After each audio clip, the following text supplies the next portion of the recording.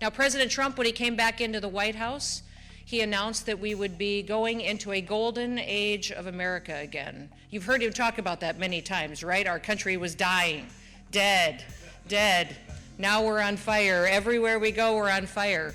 But it is the golden age of America. If you think about the country that President Trump had inherited when he went into the White House, we had an open invasion at our southern border.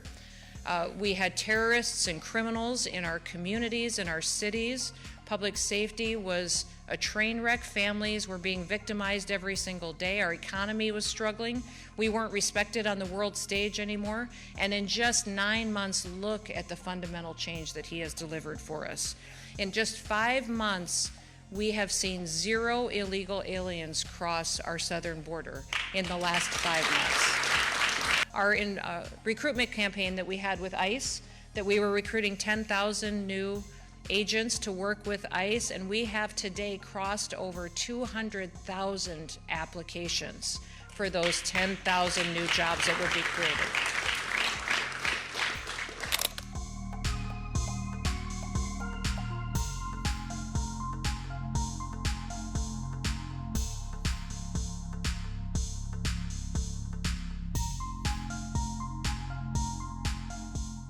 You know that my background is in business, that I've served in Congress, that I've been a governor, and that now I am the Department of Homeland Security Secretary. And most people, when they first talked to me about that job, or even when they first heard my name, that President Trump would nominate me for that position, said, "How did that happen?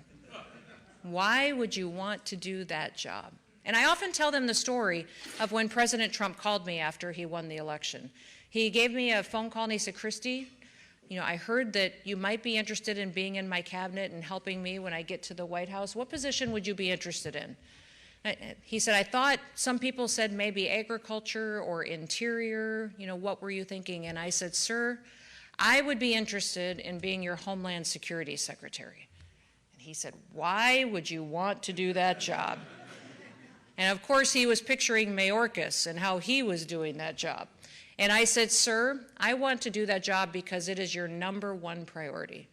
You have talked across this country and told people you were going to secure the border, that you were going to deport people who are here illegally, that you were going to enforce our laws, and you're going to have somebody who's actually tough enough to do it.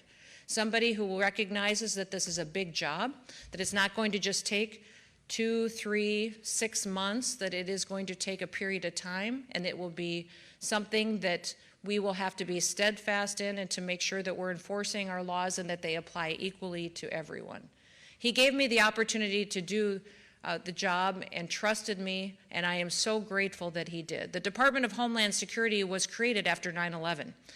It was created after that terrible terrorist attack, and the mission of the department is to secure the homeland with integrity and with honor.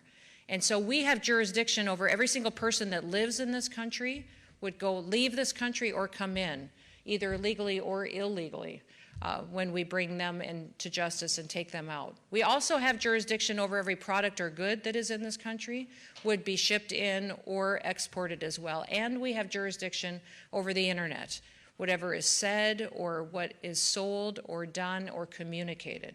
So as you can see, the authorities of the department are large. There are 23 different agencies that were combined under the department back when it was created.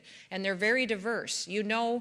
Because we talk almost every day about the border, that we are responsible for CBP and for ICE, which is our enforcement operation on the interior of the country. But we also have jurisdiction over the Secret Service. They are under our umbrella. We have FEMA in the department. FEMA is responsible not just for disasters, which you have experienced in this state, but also for the continuation of government. If the worst of the worst happens in this country and we're so devastated that our government seems unsustainable, it would be the agency of FEMA that's responsible to make sure that our government would continue and function and serve the people. We also have intelligence agencies in the department. INA helps collect data and partners with the CIA, FBI, and other agencies to make sure that we're staying in front of terrorist attacks and threats that we have across the world. We have weapons of mass destruction. that we are responsible for, and make sure are deployed appropriately, and that we're wisely using the resources that we have in conjunction with the military. We train all the federal law enforcement officers in the country, whatever agency they would happen to go to, they would train under the department and then deployed to their different tasks and responsibilities that they would have. And then we also have the National Operations Center, which is the center that notifies the rest of government of things in the world that we need to be aware of. I tell people many times what I get is about 50 to 100 bad emails a day.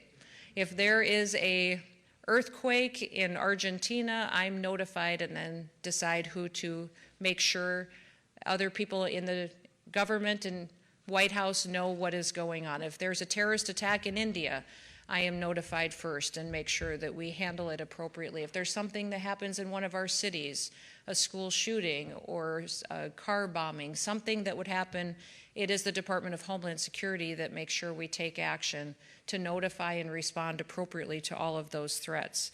We also have TSA under the Department of Homeland Security. You can keep your shoes on now. I hope you're happy about that as well. But making sure that we are running appropriate and thorough security checks at our airports as people travel is incredibly important to our country, not just for those who would be vacationing, but many of those for business, and how it keeps our economy thriving going forward as well. All of those different agencies work together to make sure that we are doing what we can to defend the homeland and get up every single day and focus on the priorities of this country. I'm so impressed with the individuals that serve in this department that are thrilled that under President Trump's leadership, they get to do their job again, that they get the chance to go out every single day and to enforce the law and treat people fairly under the law and make sure that America once again stands for integrity and for truth. In fact, you saw our recruitment campaign that we had with ICE, that we were recruiting 10,000 new agents to work with ICE, and we have today crossed over 200,000 applications for those 10,000 new jobs that would be created. People want to be a part of going out there and making their communities safer. And I remind people all the time, these agents live in these communities, and they want to be out there getting these dangerous criminals out of these streets and out of these schools and communities and housing areas where their kids and their family members live. We also have seen, though, a lot of rhetoric and attacks from Democrats, from the left, from people who don't love America as well, that have gone after them. 1,000% increase in attacks against our ICE officers. We've seen an 8,000% increase in death threats against these ICE officers. So one thing I want to ask you to do tonight is if you would go out and encourage a law enforcement officer every chance you get, that would absolutely mean the world to them as they're out there doing and enforcing the law and following through on their oath that they have.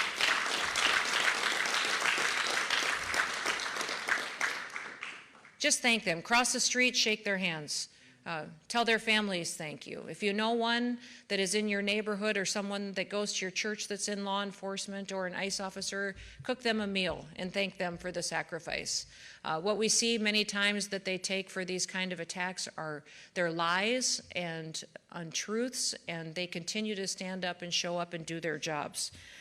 What we do as Republicans, what we do as Americans, is we support individuals who take an oath and stand for justice and make sure that we know that they are appreciated and that we're grateful and that we say thank you. You know, many times we don't get the opportunity in life to choose our enemy, but we can choose the fight. We can choose the fight and to show up for the fight, and when we don't choose the fight, that's when Americans end up dead. So we need to pick the right fight that matters, and that's what these individuals are doing each and every day. That's what President Trump is doing every day. Thousands and thousands of people will not be victimized because he's getting these terrorists and these criminals off of our streets. Millions of Americans have already been saved because of the drugs that he has stopped from coming into our country. Under the Department of Homeland Security, we also have the Coast Guard. And the Coast Guard has been absolutely imperative to getting our drug interdictions off of our maritime seas. As we've seen the border be enforced on the land, the cartels have moved to the waters, and the Coast Guard has stopped them in our waters and interdicted historical amounts of cocaine and drugs and heroin, fentanyl, and brought individuals to justice that were out there trafficking this poison to kill our kids. We're so grateful for them. Somehow, in a world that's filled with turmoil and with anger, fighting, people have forgotten many times the value of different leaders that show up every day, and our law enforcement are the perfect examples of it, that are positive, that they set an agenda, that they're willing to help others rise up and to be successful as well. And I want to encourage each of you tonight that that's what being a Republican is. Being a Republican is being someone who sets the example, that knows which fight to pick, and makes sure that we treat everybody the same, fairly, that we lift people up, that we ensure that everyone has the chance to succeed, and that we aren't placing one person above another. We're not picking favorites. What we're doing is we're picking freedom. We don't tell people what they have to do. We just remind them of the freedoms that they were gifted when they came into this country. Now, many different leaders have different styles. They have different tactics that they use, different words, different actions, but the basics are always going to be the same. And as you leave this institution and as you're trained, I'm sure that you will leave with the values that are so important to how this country needs to be sustained into the future. First of all, each of us should leave wanting to set an example, be someone that people can look to. And then good leaders cast a vision for where we're going. I'm so grateful for a president that recognizes that we needed a hope and inspiration for what America could be again. And then he's delivering it and taking us there. Now, good leaders work longer hours, longer than anybody else. And I will tell you, this president that we have never sleeps. The man works day and night, and my phone has rang at all hours of the day with him giving me more and more to do. It could be 2 in the morning and he would call and say, "Kristi, what are you doing?" "Sir, I was sleeping."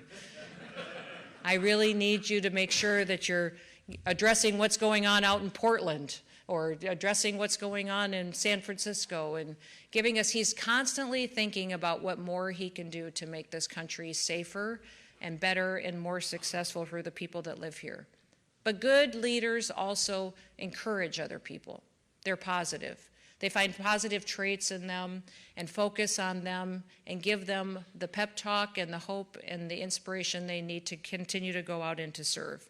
President Trump embodies these elements every single day for people. I wish you had the chance to sit in a room and listen to him talk about how he consistently is setting an example for how you interact with people, that he consistently casts a vision for our country. He works harder than anybody else, and then he encourages us all to do better going forward.